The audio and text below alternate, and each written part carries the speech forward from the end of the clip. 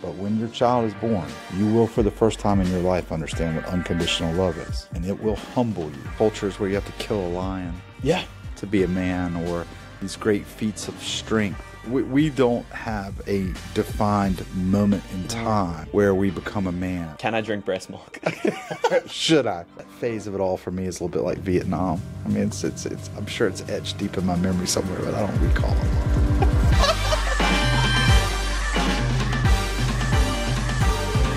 Podcast for young men in pursuit of being better men. We're asking dads and dudes from all walks of life the real questions to learn and grow together. Welcome to the New Dad Project.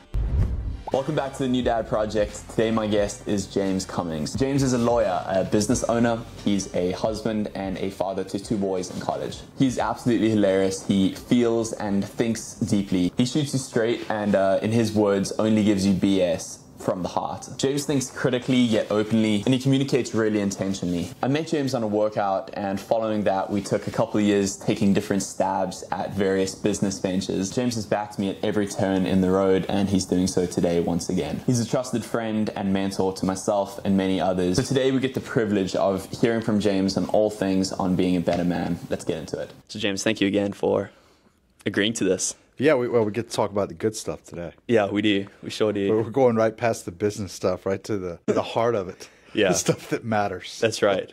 We usually end up getting there anyway, much as we can, but I like to have an excuse to go right down to it. Would you tell me a story as a son? Any story? Tell me your story as a son. Wow. What does that look like for you? You know, I was I'm the oldest. You know, my parents are... I lost both my parents in the last 7 months. I've actually spent a lot of time this year reflecting on that and what that was like. You know, I can't always say that I was the best son or that I have been the best father, but, you know, I think that we learn along the way, and it's a journey. You know, my dad was a brilliant man. He was a truly brilliant soldier. But he battled PTSD and anxiety disorder his whole life, and there were great periods of my life growing up as a little kid where he was pretty much emotionally unavailable. And I've told people that was really one of the greatest gifts I ever got in life, because I think the challenges of dad and our relationship was it definitely shaped me, you know, made me who I am. You know, we don't get to choose our parents or our path, but I am so grateful for how I was raised, where I was raised.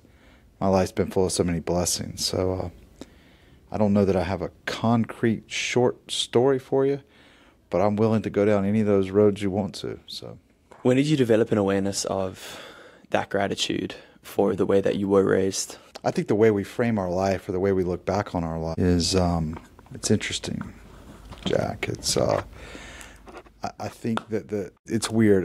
Life is very paradoxical, but inevitably the hardest things we go through at the time when we're struggling through them the most, those always end up being the best, right? Yeah, I mean, yeah, that's right. I mean, your resume in life is essentially a list of all the things that when you were experiencing, you thought they were your failures. Yeah.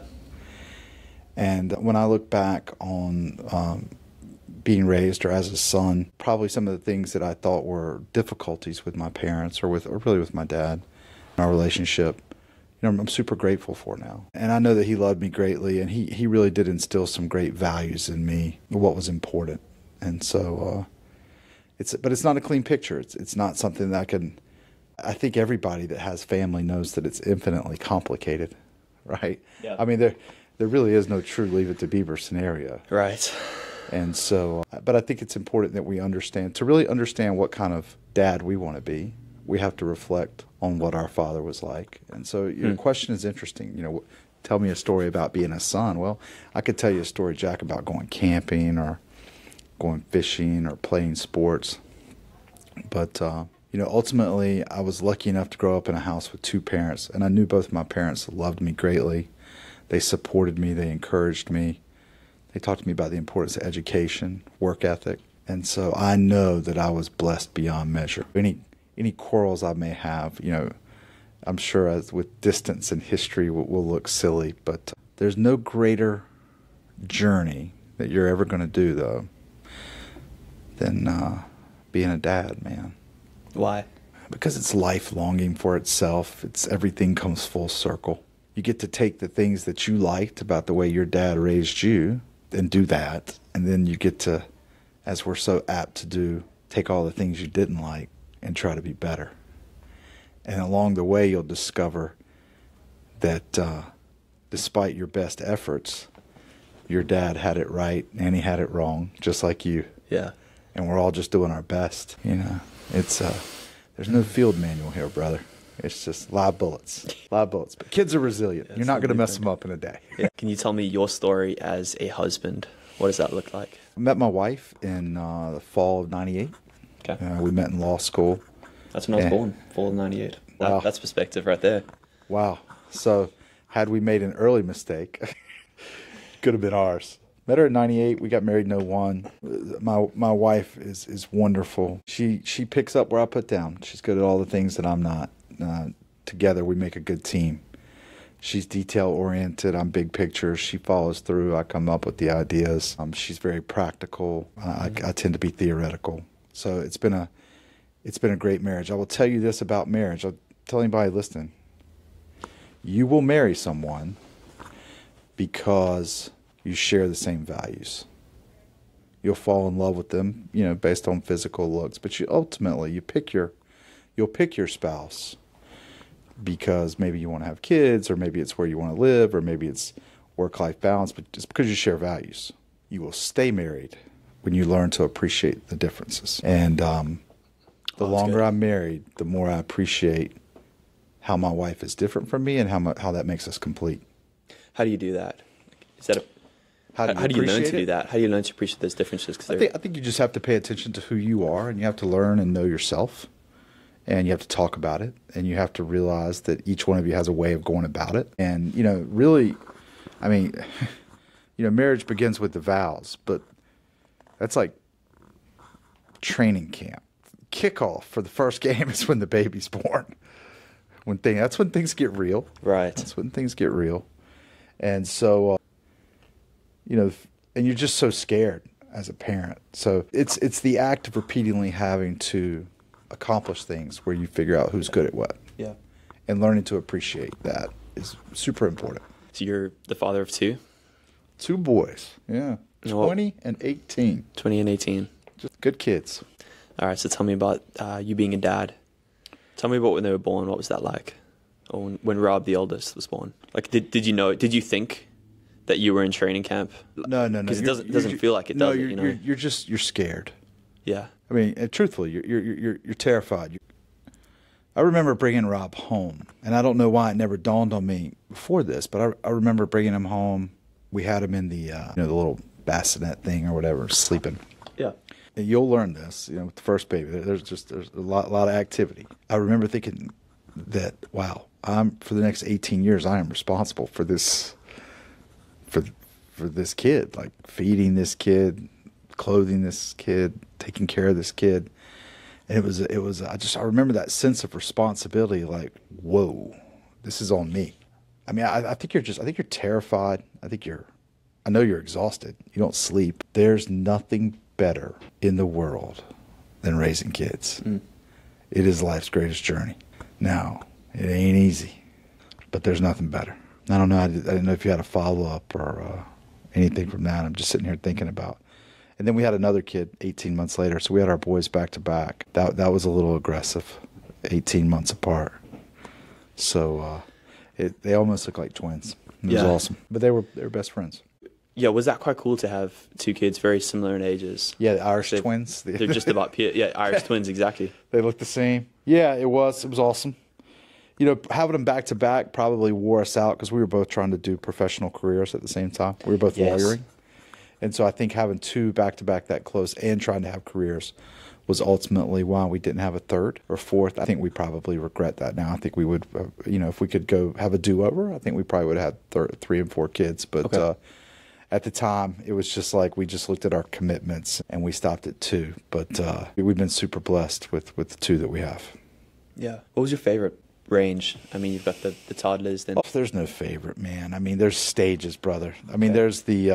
I feel like I'm sure I'll catch some heat for saying this, but we men, our skill sets are not when it's a baby, your skill sets are not valued as much as they will be later on with the kid. You'll be given commands like, Jack, go do this, Jack, go do that. You will take orders. You will be part of the team that takes care of the baby, but you're not going to be leading anything in the get-go. And that's okay. That's okay.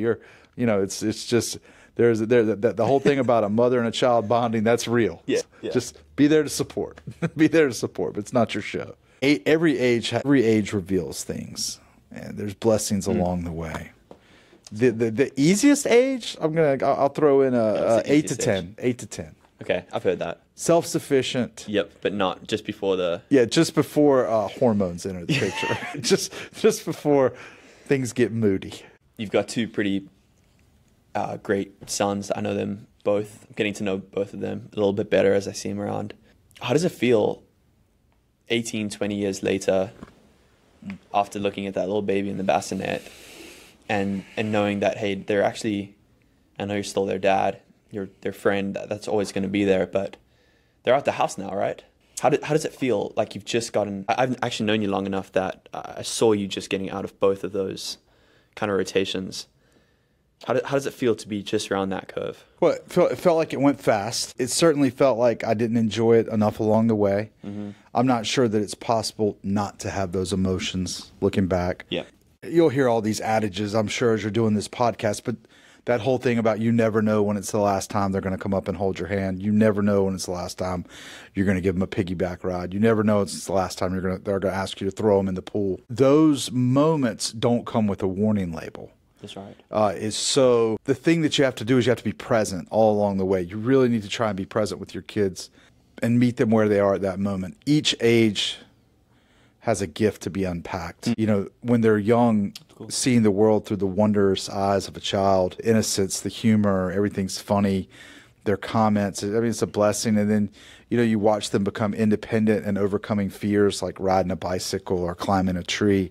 You really see them push into that space where they're learning to push the physical bounds, and then, good gracious, teenage years arrive with hormones and disruption, and they're trying to, and it's around that time that their personalities have really started to take hold, and they're trying to figure out how they fit into the world and how they relate to their friends. So each age has a gift for you as a parent. There's a lesson to be learned. So still learning, but it's easier now because they don't live with us. Yeah. So Pat says that, I think he got it from a book.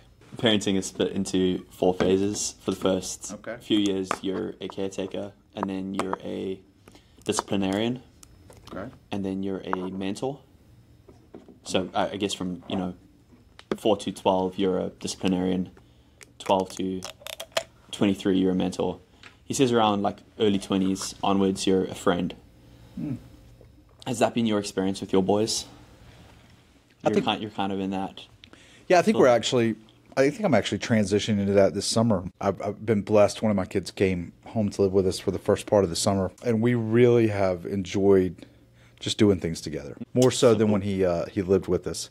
And I think that when they go off, I think that separation is necessary because they've got to figure out how they relate to the world without you. Definitely. And him coming back, we do things all together, all the time together, and definitely more of a friendship thing. So, but it's interesting because once they've left you and they've been on their own, but he left, I didn't leave. Yeah. So when he comes home, we may still try to communicate in old familiar patterns where maybe I'm suggesting that he should do this or I'm telling him he should do that. And it's interesting because you could tell he doesn't want to hear it as much as he used to. He wants to take on life on his own.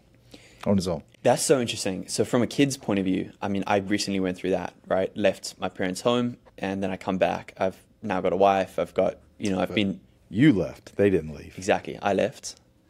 And I come back, and I've talked about this with my brothers. We often find that we're thrown back into the exact same habits. Give us like 24 hours in that house, and we're all of a sudden acting and thinking like a kid again.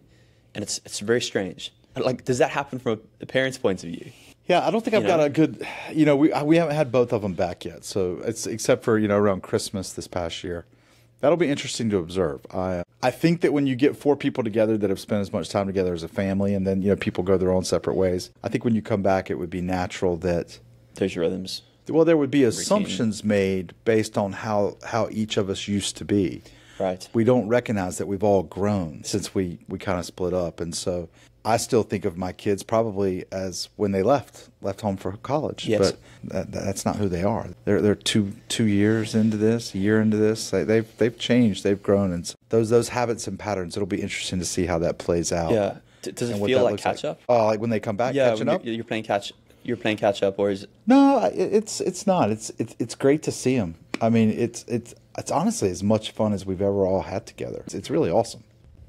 You know, they're not the same person that left the house. So there's been a lot of growth there. Yeah, that makes sense. Proud of them, even though they still don't, clean up as much as their mom would like. I don't know that that'll ever change. So maybe when they get married, some habits are still. Yeah. Yeah. Well, they'll learn. We'll learn. Speaking of marriage, man, you decided to get married pretty young. I did too. Yep. I was 20. I was 29. So I was a little bit older. A little bit older than me, but I'd say that's still. It seems like people are delaying marriage more and more now. So that's what I want to talk about. Why are they delaying it? Why did you guys decide to get married? Why not just stay together in a meaningful dating relationship? There's intentionality, there's a level of commitment. Why not do that? Why did you guys decide to get married? And is that something you would still feel like is what you'd recommend? Having kids takes a lot of energy. I encourage young people to have kids and have a lot of kids. But don't wait till you're late 30s. Now, if you're watching this video and you're late 30s and you're having kids, like, I'm there for you. But I'm just telling you, it's a young man's game. I mean, it's you're not getting a lot of sleep. And the thing is that the kids are so resilient. Like, you're never going to be ready. You're never going to be ready to be a dad. You're not going to be ready emotionally. You're not going to be ready financially. You're not going to be ready. Yeah. You're not going to be prepared. Like, it's not possible. But it's just something that you practice. You get in it. You get going. It happens. Things happen magically. So I felt like I waited a while. I was 29 when we got married. My wife was 25, just turned 26. So and then we had kids about 2.5, 3 years after we got married. So it for us it made sense, made perfect sense. Why do you think people are delaying getting married, or not doing it at all? I think that we've continued to push the age of what we consider to be adults up. I don't know why we do that. I mean, in the Civil War, kids were going off to fight at 13. In World War II, kids were going off to fight at 16, 17. Yeah. Now, we don't allow kids to drink until they're 21. You can't rent a car until you're 25. You can't rent a hotel room until you're... It looks like we keep pushing back, the age of when we think people are responsible. That's one thing. Two, I think that, I'll go a little deep-seated, maybe more than you're ready for, but I feel like young adults today, because of social media, feel like they have to get everything perfect. Yes. I think there's just a tremendous amount of pressure on anyone that's grown up with social media in a digital world to not make a mistake. Mm-hmm. And there's just a lot of mistakes in being a parent. And you gotta play the game. That's good, man. You gotta play the game. And so I think we push back what we think is, when people are adults, and I think we're more fearful than we've ever been. I think so too. Do you think it's harder to feel like a man? Most cultures have had coming of ages. There's ceremonies, there's moments where you become a man, you enter that season and you're affirmed as so. We don't really have anything like that today, It's like this weird gradient of like whenever you leave the house, is that becoming a man? So when you get married, is it? Well, so yeah, you support yourself. You study that, there's certain cultures where you have to kill a lion to be a man, or you have to, go be banished to the wilderness and live on your own. They send you off, yeah. You had to, these great feats of strength. We don't have a defined moment in time where we become a man. You could argue culturally that it's when you have a child, but I think that is a mistake. I think that there's a point in time where prior to having kids, that you need to say, world, here I am. I'm going to take care of myself and that around me. I completely agree. Man, I grew up with some guys in a Zulu and Xhosa culture. Okay. And so we're in high school, get to grade 7, grade 8. These guys would disappear for like 2 weeks. We just know that they're gone. They would come back. Almost all of them would come back. And there'd be men. There'd be something different about them. They went into the wilderness. They got circumcised out there. And then they had to like fight off. I hope I'm getting this right. This is like the stories that my friends that age would tell me. They had basically fight off the infection for the weeks that they're out there. Wow. While trying to survive the elements and the animals. And this is in Africa, like as African wild wilderness as it gets. And those guys come back different, man. They're the guys you want on the rugby team. They're the guys that you want to, they're men at that point. There's something that's been like unlocked. There's a switch. It's a switch. I don't know that we have that.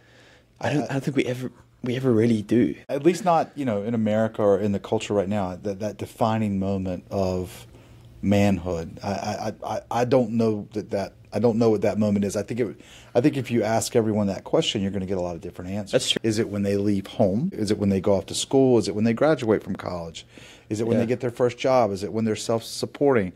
Is it when they have their first apartment? Is it when they have a girl move in with them? Is it when they get married? Is it when they have their first child? I don't know.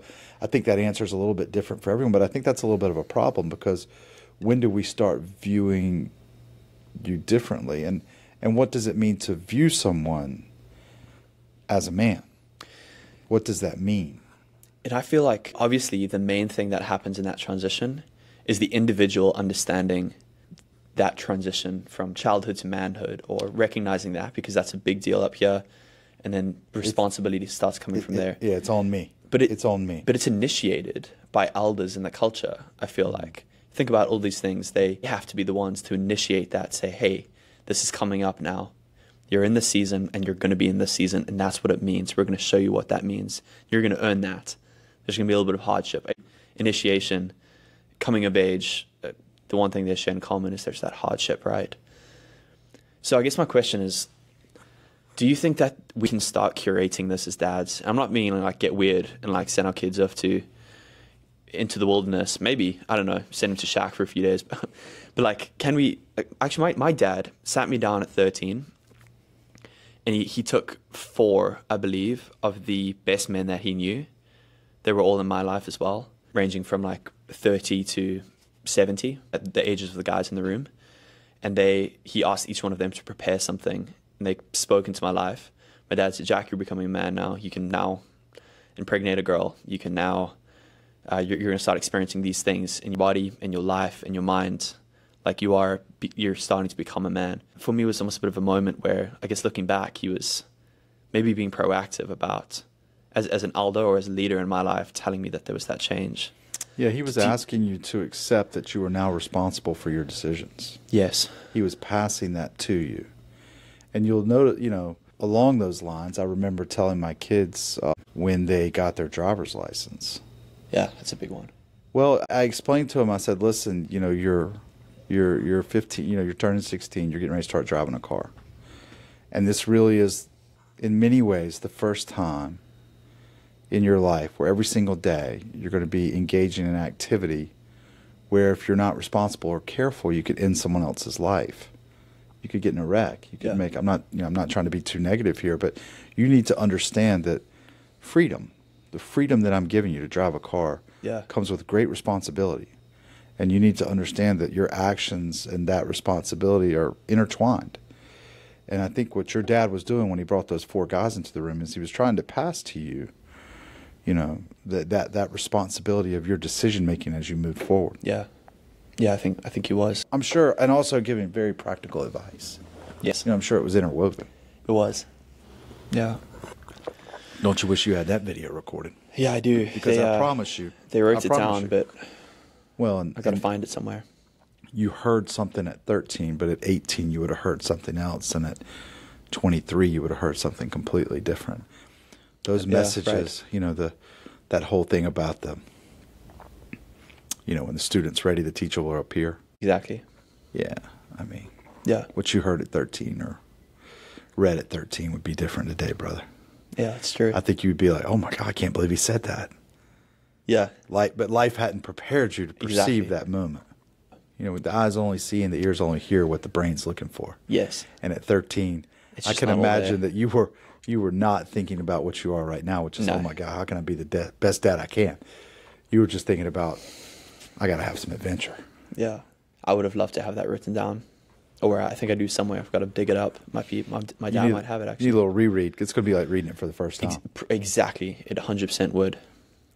Man, I know we're jumping around here a little bit, but yeah, any interview with me is going to be a little all over the place. I'm learning to be for a that. better For that, I as well. apologize, my friend. No, man. If I could be linear, I would be further along. Yeah, linear is one thing that neither of us are. I'm perfectly willing to ping pong here with you. What you got? You spoke to one of the biggest challenges being social media, because we have shoved in our face the idea of perfection every day, what that looks like, and even that's conflicting. You got to look like this. You've got to make this much money. You've got to have like these things down pat before you're able to do X, and like fill in the blank for like any area of life. We have all these expectations. There's many advantages to like being exposed to all those things, but I think I would agree with you. A disadvantage is procrastination, because we never feel like we're quite there. We're quite where we need to be. We've got to get all these things in line before we take the plunge into marriage or the plunge into parenthood. Yeah, we're worried about making a mistake. We're very worried about making a mistake. And I think, even to your point, like, mistakes are amplified on social media. We see other people making those same mistakes. So that just feeds our anxiety. Like, it feeds our imagination of what is possible. I'm not criticizing kids. Like, I'm saying that, I'm very thankful that when I was coming of age, all my friends weren't carrying around video recorders and could capture every dumb thing I ever said, every dumb thing I ever did. I just missed that.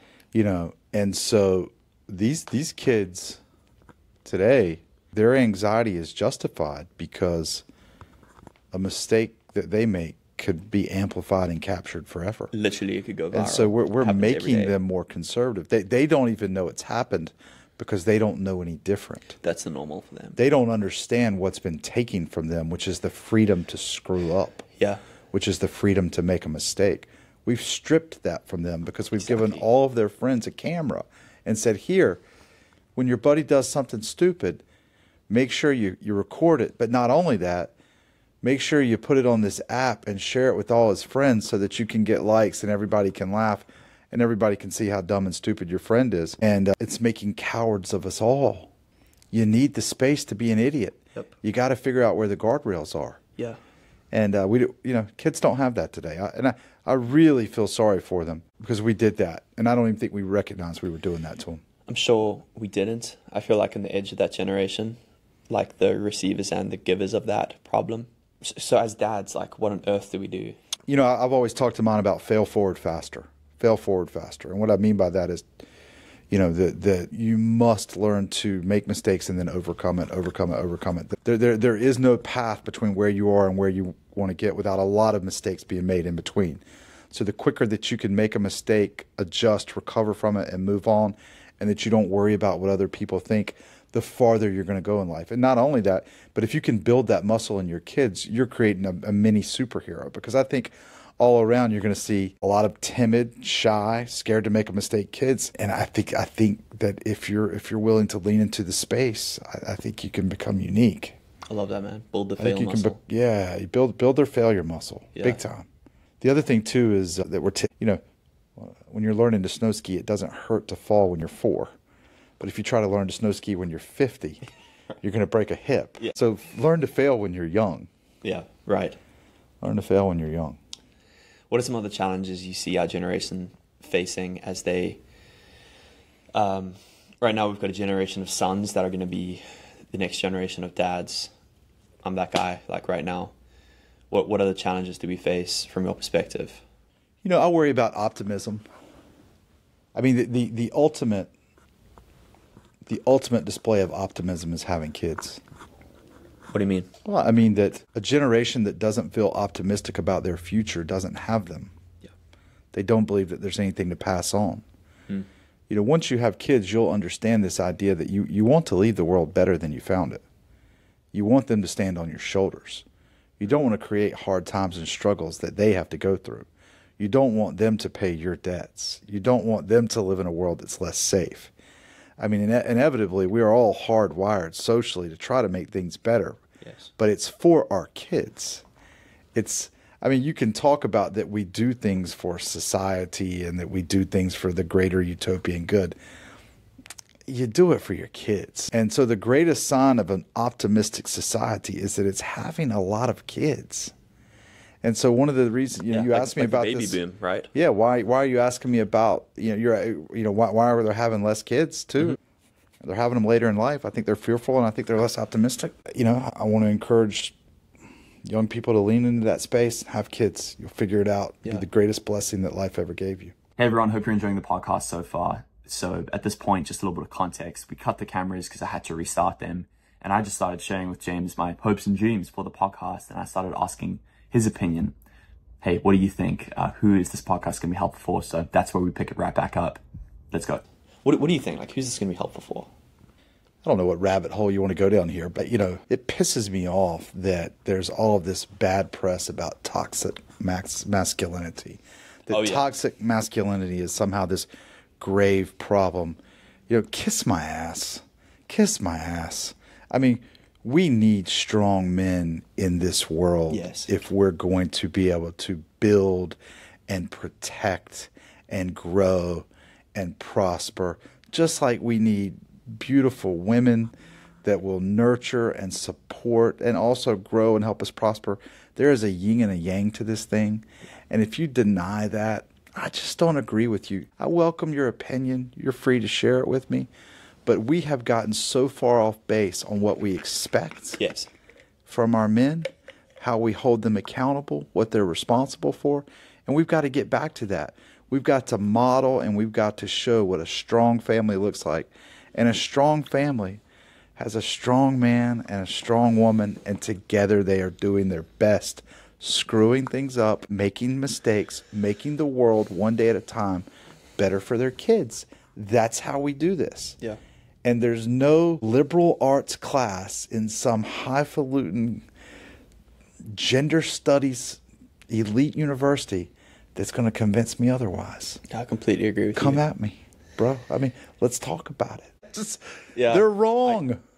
I want to have those conversations, but I've never seen it done better than a healthy, strong and loving man and a healthy, strong and loving woman in a home working together. Unfortunately, sometimes life happens and that's not possible. Yeah, no. I mean, there are situations where, for reasons that are completely understandable, that a single parent has to raise their kids. Yes. But you cannot convince me. But it's not the design. It's not the design, and it's not as good as two parents doing it together. Agreed. And for all the single parents out there, I feel for you because you're trying to fill a couple of roles. I can't imagine. And that's got to be tough, and they do great jobs at it. But that's not the way it should be, if possible. Yeah, agree. I know the one thing I know is I will learn. I'll keep learning. My journey as a dad's not complete. Unfortunately, my journey as a son is. That came to an end last month when my dad passed. I learned all along the way, even at the end. I learned a lot from my dad, even in the final months of his life, about suffering, about battling cancer, about not complaining in the face of imminent death and pain. I learned. He taught me until the very end, and he showed me what was important right up until the day he passed. I'm 52 years old, and the lessons never stopped. This podcast that you're doing, just know that as long as you've got a dad or a granddad, you're learning, and as long as you've got kids, you're teaching, and you're learning from them. Your kids will teach you as much as you teach them. They will reveal things about you that you didn't know. They'll reveal parts of you to yourself. You will become things that you didn't know you could be. You will do things you didn't know you could do. You will. What's fascinating, Jack, is that I'm going to tell you this, but when your child is born, you will, for the first time in your life, understand what unconditional love is. And it will humble you because you have never known how much your parents loved you until you have a child. And it's as if the world was in black and white and you bought a color television. Because unconditional love is the most powerful force in the universe. And you don't know it until you have a child. You love your spouse. My spouse loves me. But it's not unconditional. It's just not. And I may catch some grief on that one. But I'm telling you, the first time you lay eyes on that baby, you'll know you'll do anything. And there's no conditions on it. And that, my friends, is what changes the world. But you don't know it yet, but you will soon. Yeah, I'm so excited. It's the best. It's humbling. It's humbling when you find out how much your parents loved you. You're literally going to say, holy shit, I didn't know my mom cared about me. Like, oh my gosh, I didn't know my dad loved me this much. Whoa. Like, wow. Yeah. Even if you're being a good son, you take it for granted. You don't know any different.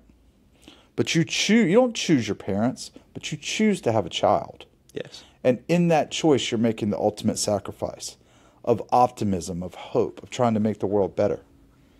And in that choice, you will find unconditional love. And it will change you forever. And it will reveal parts of you that you didn't know you had. And it is a gift, my friend. Wow, man. Yeah, I'm excited. Sorry about that. No, man. A rant. It's beautiful, man. It's really incredible. I'm very excited. I hear that a lot, actually. A lot of people say that. Yeah. Unconditional. Some people say that it takes a few weeks or months. Some people say it's as soon as you lay eyes on the baby, as you say. But I cried. That's what I hear. I cried instantly both times. I think I will. I mean, it's a deep-seated cry. You don't know from where it comes. Okay. It will just appear like the rain. Is there You'll cry, weep, tears of fear, sadness, joy. It's like soup, man. It's just all mixed up. I'm a pretty emotional guy. I think crying, I'll cry. I haven't been as emotional as I thought about this baby yet. I don't know. What was your experience, man? That it's 9 months for a reason.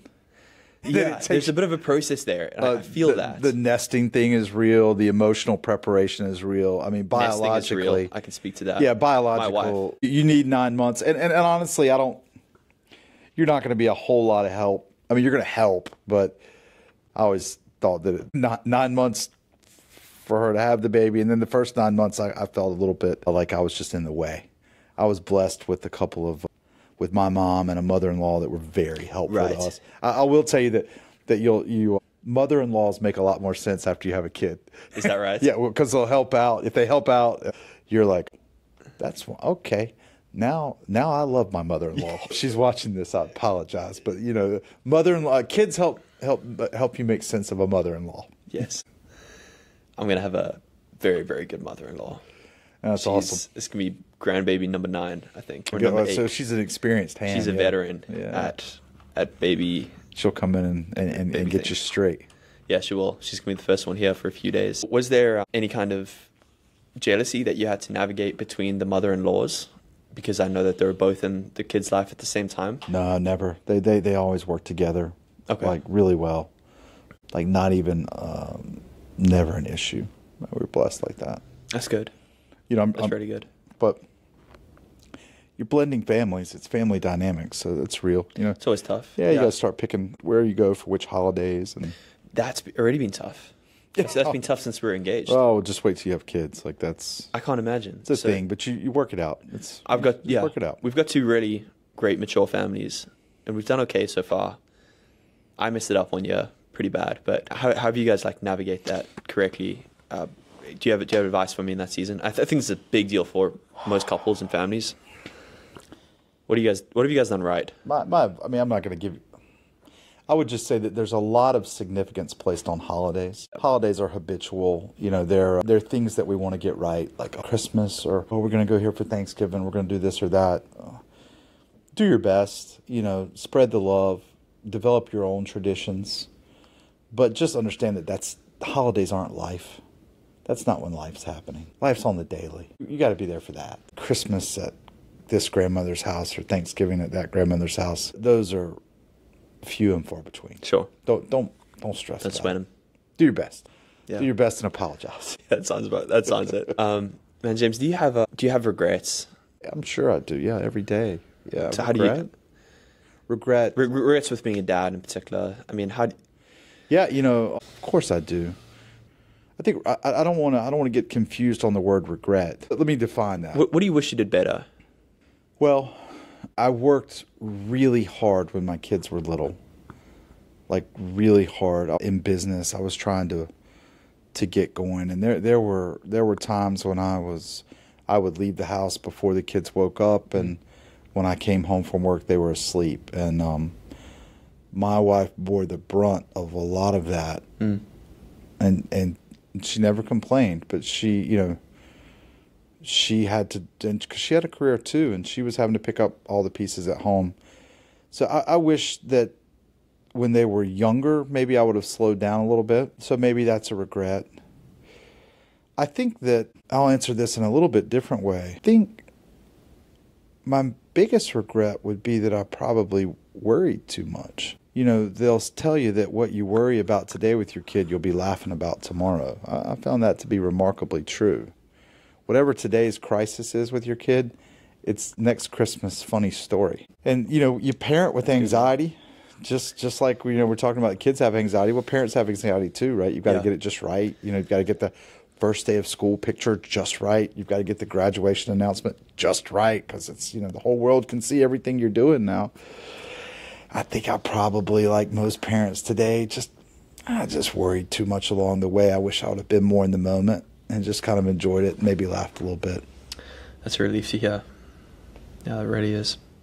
I'll give you one piece of unsolicited advice that Please do. That was good for us. Was I think that it's very healthy to have periods of separation from your kids. Okay. And by that, for us, that meant that we sent them to summer camp. And my wife and I came to believe that it was our job all year to prepare to send them off to summer camp. And when they were little, we'd send them off for a week, and then it was 2 weeks, and then it was 4 weeks, and then by the time they were like 11 or 12, we were sending them off for 7 weeks. And they loved it. They had a whole set of friends. It was 1,000 miles away. They were in camp up in New Hampshire. They loved it. And I will tell you that we learned over the years that when they were gone, those were incredible periods of time where they would grow. And they would come back to us differently than when we sent them off. Yeah, I bet. And I just don't believe you could understand that or experience that without doing it. So I just encourage parents, even if it's sending them to grandmother's house for a week, or you need some separation. You got to give them some space to grow. And more than anything, they have to learn what the voice in their own head is telling them, and not just what mom or dad are yelling. Yeah. How did you discipline your kids, if you don't mind me asking? We're Southern, so, we didn't beat them like they did in the old days. Right. There was always probably the insinuation of this could get violent if you don't comply. But, my wife and I are both attorneys by training, so we're vicious cross-examiners. Right. So they weren't going to come in with some half-baked lie without us shredding it. So they learned to choose their words very carefully. How did we discipline? We just tried to set expectations. They needed to know what if you do A, B is what happens. Sure. So expectations. Yeah, expectations, and then just holding them to the line. If when they do what they're not supposed to do, having the courage to lean in and actually discipline them. Sure. Carrying through. So, because ultimately you have to teach them that there's consequences to their actions. Exactly. No matter how you discipline, you have to teach that lesson. And how young do you start? Because I see a lot of young parents, and the kids rule the roast, man. Yeah, I think we've gotten soft on that. I think there's been some idiotic parenting techniques passed down. Idiotic. Okay? Yeah. I don't see animals in the wild putting their child in timeout. Now, timeout can be effective, but it can't be the only tool in the bag. There's got to be a next level. And so, this is probably a whole episode, but you need to be on the same page. They need to learn that they can't go to mom and get something from dad. Big. Expectations and accountability and responsibility need to be clearly communicated. Yep. When they mess up, it needs to be communicated how they messed up, what they did to mess up, what they should have done, expectations, consequences. And then you have to follow through. You have to follow through with punishment. But more than anything, more than any discipline technique, once they get to a certain age, the real lessons are passed down because they're watching you. Yeah. So you cannot discipline them for being a bad driver if you've driven fast all over town their whole life. Interesting. You can't get mad at them for talking bad about one of their friends when they've heard you on the phone gossiping for 12 years. they listen to you and they pay attention to you long before you realize it. So just know that the ultimate standard that you're passing down is your own behavior that they've observed. So discipline is just a technique to course correct, but it's a very small part of what you're trying to do to shape the child. They are watching you. You know, are you rude to waiters? You know, are you do you take them to school on time? How are you dressed? Are you nice to the neighbor? Did you say hello to the postman? Your child is watching you. What was that moment? Okay. From day one.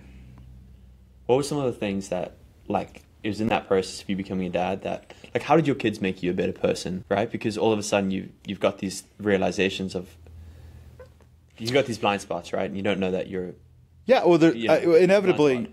It's great. Until your kid... Well, we all have that moment in time where, I mean, this happens to every parent, where you're asking your kid to do something and they look at you and say, well, you didn't do it. Yeah. Okay. All right. Well, good point. You know, so how did my... Do you recall anything? Yeah, how did the kids make me a better person? Like, wow. You're asking me where the river meets the sea, brother. It's tough for me to extract who I am today from, you know, how parenthood shaped me. How did my kids make... In all the ways is the broad generic answer that doesn't get you what you need. They make you more accountable, right? You're accountable to something. Kids make you... They teach you to observe life differently. They, you know, children are... they represent our hopes and dreams. And they're going to live in a world that we don't. One that we're passing down to them. And so they make you better in every way. That's why I'm encouraging everybody out there, like... I feel sad for people that don't get to experience it. I just don't know how there's a better part of life. I don't. It's as if you see the world anew. That's an excellent point, though, man. I hadn't necessarily thought about that. I feel like there's this feeling you get that, man, I need to start being more careful. You know, your risk tolerance goes down. You start becoming aware of toxic habits in your life, maybe that you need to start ironing out. But I haven't so much thought of, the way that I'm shaping this kid is largely dependent on my life. Oh, wait. I mean, what they observe from you will be way more powerful in shaping them than any rules that you create or try to enforce. And you're saying you gotta worry about that pretty early on, right? They're learning those things earlier than you. I think that the tracks on their brain are getting grooved earlier than we admit. Yeah, probably. You know, I mean, think about birth order. Birth order is really just about what the child experiences from the kid. Why are the oldest kids always more anxious? The parents are more anxious. All right, so the kid's just observing the parents' anxiety. That's so interesting. Parents are just nervous. They're nervous. Everything's got to be perfect. It's first kid. Yeah. By kid number 3, they don't give a shit. They're so chilled. And the kid's chill. So, okay, the kids. That's just a reflection of what the kid's observing. Why is kid number 2 always so rebellious? You know, because I think he's caught in the middle. I think he's getting half effort from the parents. You know, by kid 4 or 5, the kids are raising themselves. That's right. Yeah, you know? Exactly. So it's and look, I think that the other thing too is I think we tend to shield our kids from our struggles. You know, if you're going through something difficult at work or you're going through tough times, I think we think that our kids' lives are better if we hide that from them or we don't tell them. I'm not sure that's true. I think they're more resilient than we know. And I think that if they see a parent going through a tough time or really trying to struggle and make themselves better or, you know, trying to correct past wrongs, I think they're more forgiving. I think they're more resilient. And I think they're more likely to have good character forged into them if they're able to observe those parts of their parents. I'm not saying share everything, but I'm just saying I don't think it's the correct parenting decision to shield them from adversity. Yeah. Which is what you do. You try to shield them from the world, and ultimately you learn that it's all the tough things that they go through that actually forges their character. You know, when they get cut from the basketball team, that's actually really awesome because they learn that they're okay and that they pick another path and that things go really well. Or the first time they get dumped by the girl that they really like. Yeah. You know, it breaks the parent heart, but that is awesome. Yes. That is their chance to go through something difficult when they still live at home with you and develop emotional resilience and learn that the sun still comes up the next day and that they will fall in love again. And so, you know, all the bad things, honestly, are the good things. They just are. In the rear view mirror. When you're looking out the front windshield, you think it's a wreck. You think it's horrific. You're rubbernecking. But when you're looking through life through the rear view mirror, you're like, oh, that was really good. That's when little Johnny learned A. That's when he learned B. That's when he learned C. Wow, that was so good. I'm so glad he had that experience. But at the time, it feels bad. That's such a helpful perspective, man. It really, really is. I think that's about as good as any place to officially close this out. I haven't figured out how to quite close this up with like a nice bow yet. Oh yeah, we have a song we can sing together. There's got to be something, man. I've been trying to figure it out. Like, what is like your best dad joke or something? Yeah, exactly. I don't have one, so you'd have to come prepared. Give me your best dad joke. Yeah, that's the thing. I need to ask people. I need like sense of preparations. I asked Pat. I was like, give me like your best dad story, and he's like, I don't know, man. I was like, all right, I got to give you preparation on that one. It should end on like a common question like that. That would be really cool. I think it should. It would be a tie that binds. Like, you know, what's the one thing your dad taught you that you absolutely 100% knew you were going to pass along to your kids? All right. For me, it was my dad really loved the outdoors. He used to say that a day on the boat was a day that didn't count against your life. Like, he loved to go fishing. He loved the woods. He loved camping. And so I knew I wanted my kids to, I really knew I wanted my kids to enjoy outdoors. And it was, and gosh, you know, he loved that before there was even social media. I think being outside is even more important now. Screenagers. I just heard that phrase the other day. Screenagers. That's what we got now. Screenagers. Sure do. And then the second thing was, my dad was all about family. Like, take care of your family first. He had a little bit of that Scotch-Irish family first that J.D. Vance wrote about in Hillbilly Elegy. If you haven't read that book, you can read it. But it's the Scotch-Irish tend to be territorial. They take care of their own, you know, family first. So he had some of that in him, and I wanted to pass that down to my kids. Like, that's your brother. You always protect your brother first. So it's that's right. That's I didn't realize how cultural that was, but you know, that was preached in my house early on. Nope, you know, family first. Like, you don't want it to be like an episode of The Godfather, but you know, that's your brother. You take care of your brother. Don't let anything come between you and your brother. So that's great, man. Thanks for sharing that.